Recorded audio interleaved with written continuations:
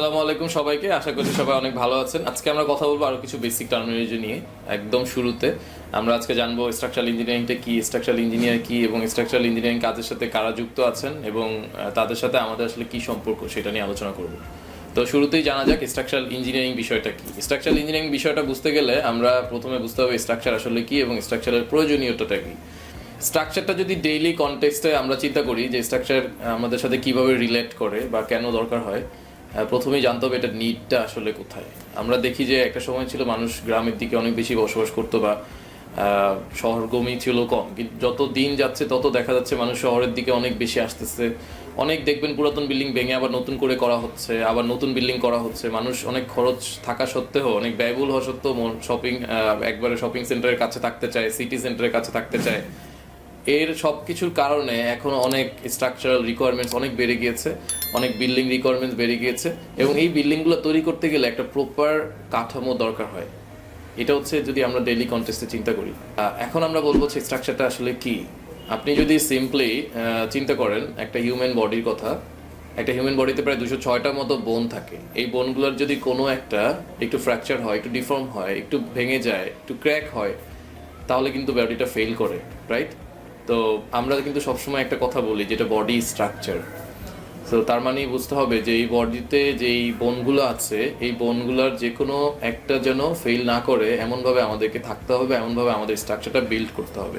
যে কোনো একটা যদি বোনে প্রবলেম হয় তাহলে বডিটা ফেল করে। অ্যাট দ্য সেম টাইম যখন আমরা বিল্ডিং বানাই তখন সেখানে অনেকগুলো কম্পোনেন্ট আমরা ইউজ করি, যেমন কলাম, বিম, স্ল্যাব, জয়েস্ট এবং আরও অন্যান্য ফাউন্ডেশন থেকে শুরু করে সব কিছু। এগুলো হচ্ছে একটা স্ট্রাকচারের বোন। আর এগুলোর যে কোনো একটা যদি আপনার ফেল করে তখন পুরো স্ট্রাকচারটাই আলটিমেটলি ফেল করে।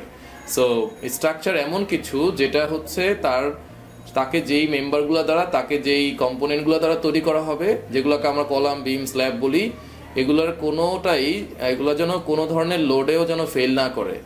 এনভায়রনমেন্টাল লোড আসতে পারে, গ্রাভিটি লোড আসতে পারে, ভার্টিক্যাল লোড, হোয়াটএভার, সব ধরনের লোডে যেন এটা তার মেইন যে শেপটা থাকে সেটা সে বজায় রাখতে পারে।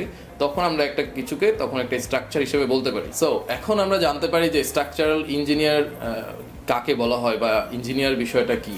ইঞ্জিনিয়ারিং প্রথমে স্ট্রাকচারাল ইঞ্জিনিয়ার ব্যাপারটা বোঝানোর আগে আমি বলতে চাই ইঞ্জিনিয়ার আসলে কি। অনেক সময় দেখা যায় আমরা জেনারেল পাবলিকের কাছে ইঞ্জিনিয়ার ব্যাপারটা অনেক পুয়ারলি ইনফর্ম করা হয়, অথবা তারা একজন দেখা যায় একটা টেকনিশিয়ান যে কোনো কিছু রিপেয়ার করার জন্য আনলো, তাকেও ইঞ্জিনিয়ার বলা হয়, কিন্তু বাস্তবতা আসলে তা না। প্রথমে যদি আমরা ইঞ্জিনিয়ার শব্দটা একটু বিশ্লেষণ করি, ইঞ্জিনিয়ার শব্দটা ফ্রেঞ্চ ইনজেনিউর থেকে এসেছে। যে শব্দটা মানে হচ্ছে এমন ব্যক্তিকে বোঝায় যে কিনা তার ইনজেনিউটি ইউজ করে প্রবলেম সলভ করার জন্য।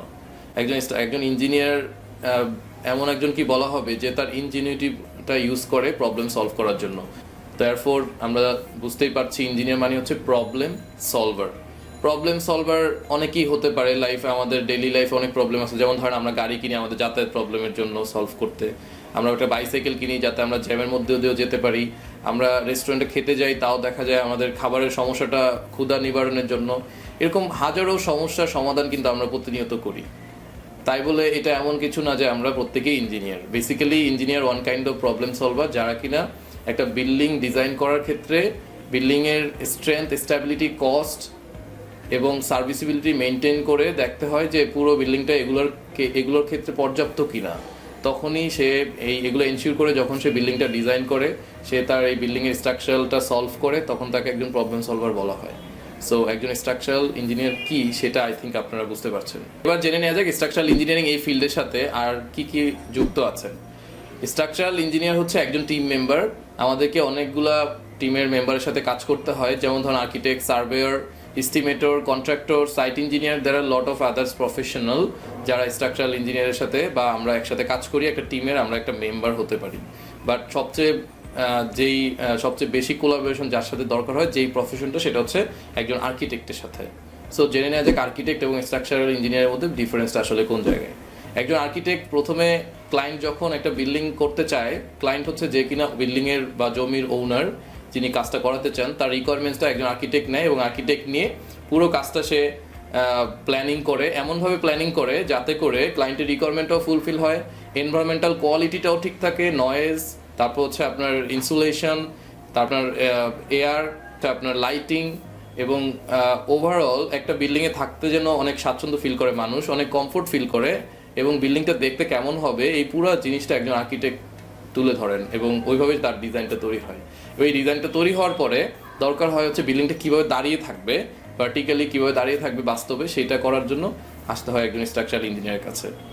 সো যদি ইন শর্ট বলি, একজন আর্কিটেক্ট আসলে মেক শিওর করে যে বিল্ডিংটা দেখতে কেমন হবে, আর একজন স্ট্রাকচারাল ইঞ্জিনিয়ার মেক শিওর করে বিল্ডিংটা কীভাবে দাঁড়িয়ে থাকবে। সবাই অনেক অনেক ভালো থাকবেন। আবারও নেক্সট ভিডিওতে আরও বেসিক টার্মিনোলজি নিয়ে কথা হবে। যদি আমার ভিডিওটা ভালো লেগে থাকে তাহলে অবশ্যই আপনার ফ্রেন্ড সার্কেল, কলিগ সবার সাথে শেয়ার করবেন, যাতে করে সবাই এখানে যুক্ত হয়ে বেসিক জিনিসগুলো সম্পর্কে আরও বিস্তারিত নলেজ পেতে পারে। ধন্যবাদ সবাইকে। আসসালামু আলাইকুম।